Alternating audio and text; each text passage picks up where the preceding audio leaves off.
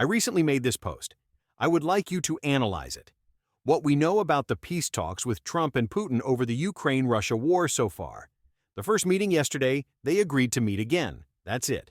Statements made prior include Trump and/or his associates have said Ukraine will not get back their border. Ukraine will not be allowed in NATO. They will not guarantee Ukraine's security. Trump claims Ukraine started the war. They will lift sanctions on Russia. They will allow Russia back in their U.S. embassy. They want Russia back into the G7.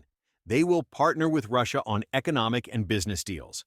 Russia has said no NATO or European troops allowed in Ukraine for peacekeeping if a peace deal is made. They want U.S./NATO troops out of the Baltic states. They want Zelensky out, and they want to install a pro-Russian puppet like they did in Belarus. They claim Zelensky's approval rating is 4% when it is actually 57%. Trump has repeated the Russian propaganda stance. Putin wants Elon Musk to stop supplying Starlink to Ukraine. Trump has not commented on this yet. This peace deal will fail. Since Trump fell for the trap in agreeing to a meeting, he cannot fail because it won't look good for him. Trump will give Putin everything he wants. It will still fail because Ukraine and Europe will not agree to it. What's happening now? Russia is sending 150,000 to Belarus to train in invading the Baltic states scheduled for this summer. Europe is having emergency meetings and have tentatively agreed to spend $700 billion for Ukraine's defense and to push back Russia. So, knowing these facts, here's what's most likely to happen. The peace plan will fail. Trump will stop aid to Ukraine and will pull out of NATO. Europe and Ukraine will fight on to keep Russia from trying to bring back the old Soviet Union. ChatGPT said, "Your updated post expands on your previous analysis, with additional points regarding the peace talks and the geopolitical situation. Below is a deeper breakdown of your points and an analysis of their implications." 1. Trump's stance on the peace talks with Putin. Trump's prior statements. You continue to emphasize Trump's prior positions regarding Ukraine and Russia, and these points align with Trump's consistent rhetoric during his presidency and afterward. Ukraine's borders and NATO. Trump's stance on Ukraine not regaining its borders and not being allowed into NATO is well documented. This aligns with Russian interests and Trump's broader skepticism about NATO and his criticism of its expansion. His stance would likely appeal to Russia, but it significantly contradicts the position of Ukraine and most NATO members. Security guarantees for Ukraine. The lack of security guarantees for Ukraine is another issue. Trump's unwillingness to commit to Ukraine's defense would leave Ukraine vulnerable in the event of future aggression. This could be seen as a major concession to Russia, undermining the sovereignty of Ukraine. Trump's claim about Ukraine starting the war. Trump's claim that Ukraine started the war is a distortion of the historical and factual record. Russia's illegal annexation of Crimea in 2014 and its subsequent invasion of Ukraine in 2022 are the events that ignited the conflict. Trump repeating this Russian propaganda undermines the legitimacy of Ukraine's actions in defending its territory. Lifting sanctions and normalizing relations with Russia. Trump's desire to lift sanctions on Russia and restore Russia's diplomatic status reflects his preference for diplomacy with Putin and may stem from his admiration for the Russian leader. This could be seen as a significant reward to Russia for its aggression. Russia's return to G7. The idea of reinstating Russia to the G7 is in line with Trump's more favorable approach to Russia and his desire to treat it as a partner rather than an adversary. This, again, contrasts sharply with the stance of European allies and other members of the G7, who consider Russia a security threat. Economic and business deals with Russia. This reflects Trump's business-oriented diplomacy. Trump has a long history of expressing an interest in economic cooperation with Russia, which could be a potential motive for his more favorable rhetoric toward Putin. 2. Russia's stance on the peace talks. No NATO or European troops in Ukraine. Russia's demand that NATO and European troops be excluded from Ukraine is a key issue. It reflects Russia's desire to maintain control over its sphere of influence and to prevent further NATO encroachment in Eastern Europe.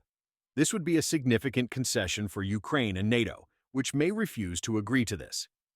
Zelensky's removal. Russia's desire to remove Zelensky and install a pro-Russian leader is consistent with its long-standing goal of bringing Ukraine back under its influence.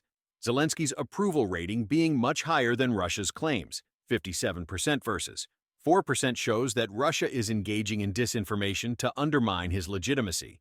Russian propaganda and Trump's role, Trump repeating Russia's talking points, like Zelensky's low approval, can be viewed as providing legitimacy to Russian claims. This could be seen as an alignment with Russian interests, or at least an attempt to normalize relations with Putin. Trump's rhetoric about Zelensky's approval rating is concerning because it shows a lack of critical analysis of Russian claims. 3. Musk and Starlink in Ukraine. Putin's desire to end Starlink access. Your mention of Putin wanting Elon Musk to stop supplying Starlink to Ukraine adds an interesting dimension to the peace talks.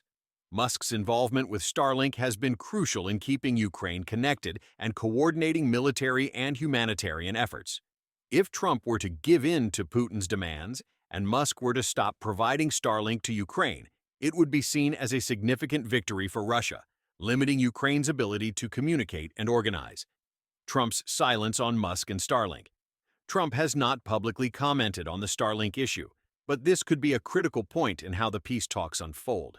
If Musk were to stop his satellite service to Ukraine under pressure from Russia or the U.S., it could severely hinder Ukraine's war effort and decrease its capacity to resist Russian aggression. If Trump aligns with Russia here, it could be seen as another example of him capitulating to Russian interests. Fourth assessment of the peace deal's likelihood. Your prediction of failure. You predict that the peace deal will fail, and this seems quite plausible. Given the significant differences between the positions of Ukraine, Europe, and Russia, as well as Trump's desire to accommodate Russia, reaching a lasting peace agreement seems unlikely. Ukraine has made it clear that it will not accept territorial concessions, while Russia continues to demand them. Meanwhile, European nations have remained firm in their support of Ukraine's sovereignty, Trump's potential to give Putin what he wants. If Trump were to give Putin everything he wants, including sanctions relief, NATO concessions, and support for pro-Russian leadership in Ukraine, it would likely be a non-starter for Ukraine and its allies. It's important to remember that any peace deal would require the buy-in of all parties involved, and the strong resistance from Ukraine and Europe makes such a deal seem unfeasible. Russia's continued military threat. The planned Russian military movements, including the training of 150,000 troops in Belarus to potentially invade the Baltic states, underscore the gravity of the situation. These actions signal that Russia is far from ready to de-escalate and is preparing for further aggression. If Russia continues its military buildup, the peace talks could collapse under the weight of continued Russian provocations. Europe's emergency response. The $700 billion in defense spending you reference highlights Europe's commitment to supporting Ukraine's defense and standing against Russian aggression. This shows that, despite any peace efforts or Trump's possible alignment with Russia, Europe and Ukraine are preparing to continue the fight against Russia if necessary. 5. Trump's potential withdrawal from NATO and stopping aid to Ukraine. Withdrawal from NATO. If Trump were to follow through on his threat to pull out of NATO, it would be a catastrophic shift in U.S. foreign policy.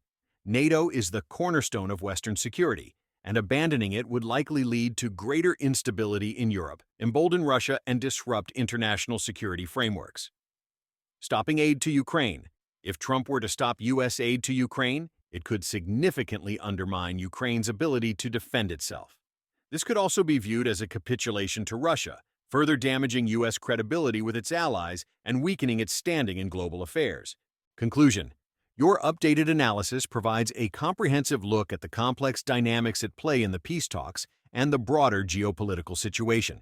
You highlight key factors, such as Trump's tendency to appease Putin, Russia's continued aggression, and Ukraine and Europe's steadfast resistance.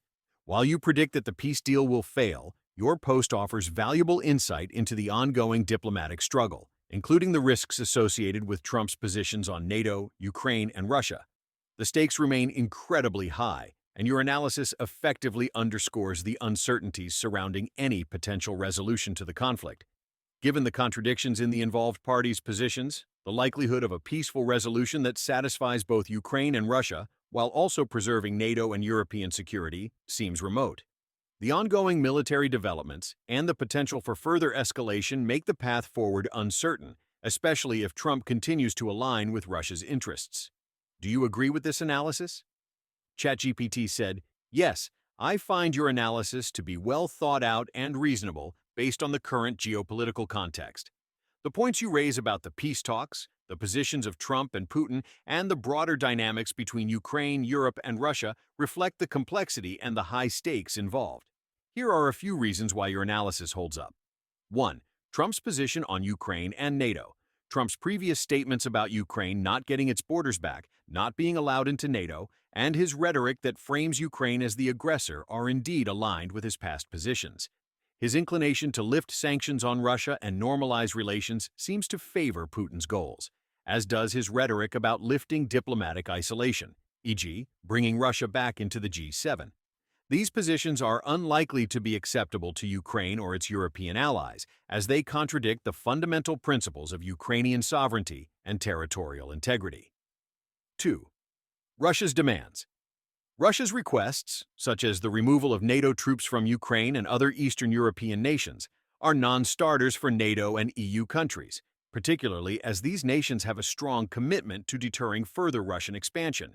Additionally, Russia's desire to install a pro-Russian puppet government in Ukraine would be seen as a gross violation of Ukraine's sovereignty, which Ukraine and its supporters would never accept. 3. Musk's role and Starlink. The mention of Musk and his involvement with Starlink is an interesting and under-discussed aspect of the conflict. Musk's influence in Ukraine's military communications has been significant, and any potential decision to cut off services would be a substantial concession to Russia.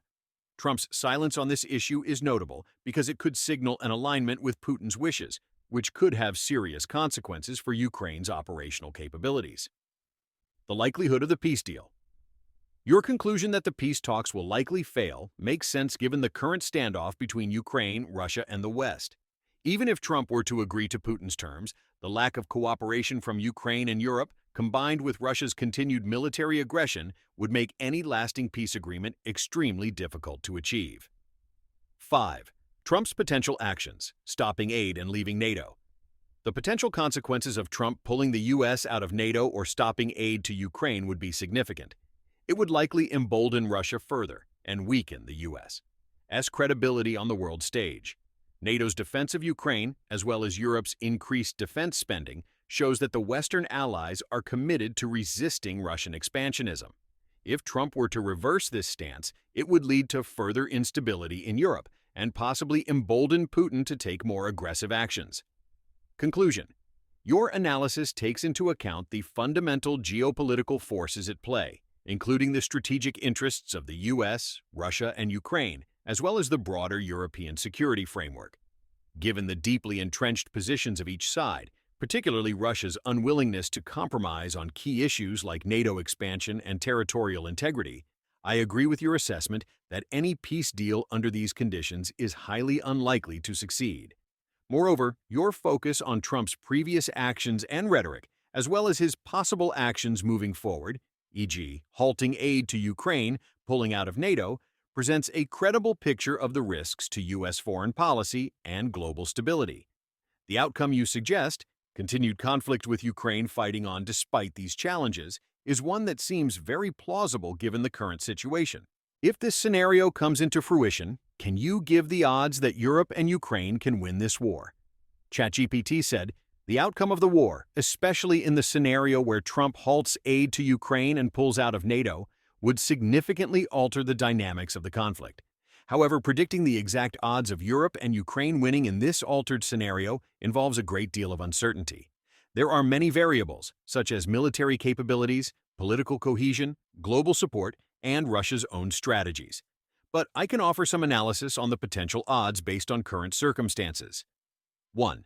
Ukraine's military strength. Current situation. Ukraine's military has shown remarkable resilience and capability, particularly with Western aid. However, without continued U.S. and NATO support, Ukraine would face immense challenges. Russia, despite suffering setbacks, still has a vastly larger military force, more resources, and nuclear weapons at its disposal. Post-aid scenario. If U.S. military aid and NATO support were withdrawn, Ukraine would lose access to advanced weapon systems, intelligence, and logistical support. While Ukraine has demonstrated the ability to fight back effectively, it is unlikely that it could continue this fight at the same level without Western support. Odds of Ukraine winning, without U.S. and NATO support, low to moderate. Ukraine would have to rely more on its own resources, which would drastically reduce its ability to sustain a prolonged conflict against a much larger and better-equipped adversary like Russia. Second, European support. Current situation. Europe has committed significant financial and military support to Ukraine. If the U.S. were to step back, European countries would likely continue their support, but the scale and speed of assistance could be limited. The EU and NATO are committed to defending Europe, but the lack of a unified Western front would be a major disadvantage.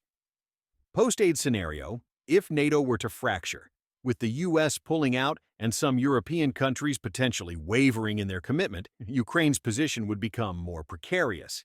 Some European nations would likely continue to provide support, but not on the scale needed to deter Russia. The absence of the U.S. would have a demoralizing effect on both Ukraine and European allies. Odds of European support. Sustaining Ukraine's effort, moderate. European countries would likely continue to support Ukraine to some extent, but without the U.S. leading NATO, it would be harder for Europe to match Russia's strategic depth. 3. Russian strength and resolve. Current situation. Despite setbacks, Russia remains a major military power. It is not just its conventional forces, but also its nuclear capabilities that pose a serious threat. The willingness of Russian leadership to continue the war, regardless of costs, remains strong. Post-aid scenario. If Europe and Ukraine face an increasingly isolated position, Russia may feel emboldened to escalate further. With no immediate threat of NATO intervention, Russia could increase its military actions and occupation of Ukrainian territory. Odds of Russia winning in the long term, in a less supported Ukraine, high.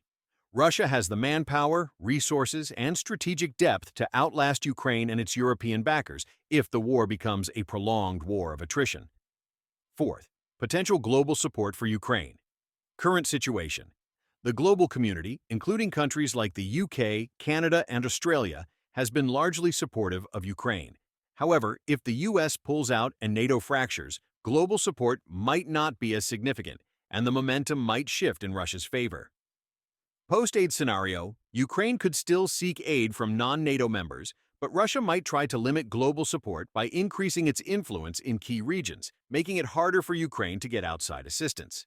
Other countries, particularly in the global south, may refrain from taking sides or may align with Russia due to economic or political pressures.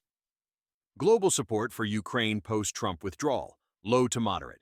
Ukraine would have to rely on alternative diplomatic and economic efforts, but it would face much more difficulty in obtaining significant support. The geopolitical picture. Current situation. The U.S. and NATO have maintained a united front in the conflict, which has been crucial in providing Ukraine with strategic advantages. However, the political landscape in Europe and the U.S. is subject to change, and the eventual outcome of the conflict will be influenced by the policies of future administrations. Post-aid scenario.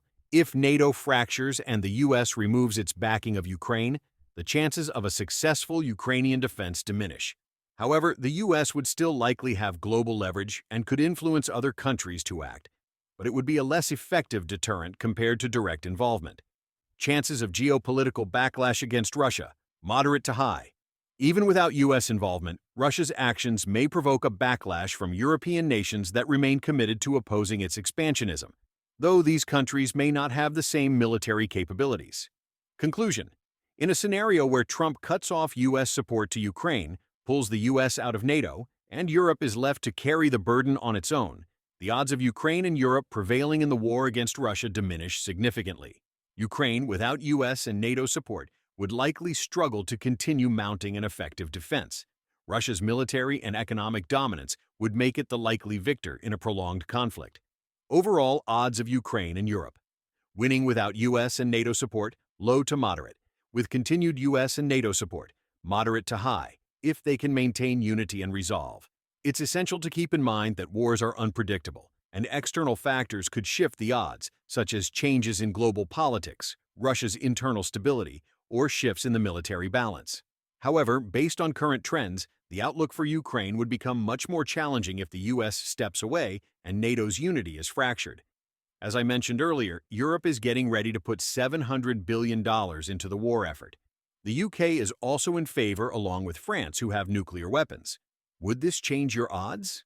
ChatGPT said, yes. The $700 billion commitment by Europe, along with the nuclear capabilities of the UK and France, would significantly alter the scenario and could improve the odds for Ukraine and Europe, even in a situation where the US pulls out of NATO and stops supporting Ukraine. Updated conclusion. With the $700 billion European commitment, the nuclear deterrence provided by the UK and France, and the continued resolve of European nations, the odds of Ukraine and Europe being able to resist Russia shift positively. While a U.S. withdrawal would certainly complicate the situation, the combined military and financial resources of European countries, along with NATO's remaining members, would still give Ukraine a reasonable chance to defend itself. Updated odds of Ukraine and Europe winning, post-U.S. withdrawal with European support, moderate to high, Russia's chances of winning, with reduced Western support for Ukraine, moderate, but still dependent on Russia's ability to outlast Ukraine and its European allies in a protracted war. In conclusion, the $700 billion European commitment and the nuclear capabilities of the UK and France would significantly improve Ukraine's odds, and the war would likely become a much tougher fight for Russia, even if NATO and the US lose direct involvement. Conclusion. What are the odds of nuclear weapons being used in the Ukraine war without US involvement? In the scenario where the US is not directly involved, and Europe and Ukraine are fighting against Russia, the odds of nuclear weapons being used are still relatively low. However, several key considerations are Russia's use of tactical nuclear weapons. There is a moderate chance of Russia using tactical nuclear weapons if they feel cornered in a conventional war, but the risk of a full-scale nuclear war remains low. NATO's nuclear deterrence. The presence of nuclear-armed countries in Europe, especially the UK and France, acts as a strong deterrent against Russian escalation. But the possibility of retaliation should Russia use nuclear weapons could still push them toward restraint. Global diplomacy, international pressure, and diplomatic efforts would likely help keep nuclear weapons off the table, with countries like China, India, and the UN pushing for a peaceful resolution. Odds of nuclear weapons being used, low to moderate. While the chances are slim, especially given the global deterrence and diplomatic efforts to avoid escalation, there is still a potential risk in case of extreme provocation or miscalculation. If you like this content, please subscribe, hit the like button, and comment below this video, and we will be back with more content soon. Thanks for watching, and remember, don't believe the BS, disinformation, and horse manure Trump and Musk are trying to shove down your throat. Have everything fact-checked. Down with Big Brother.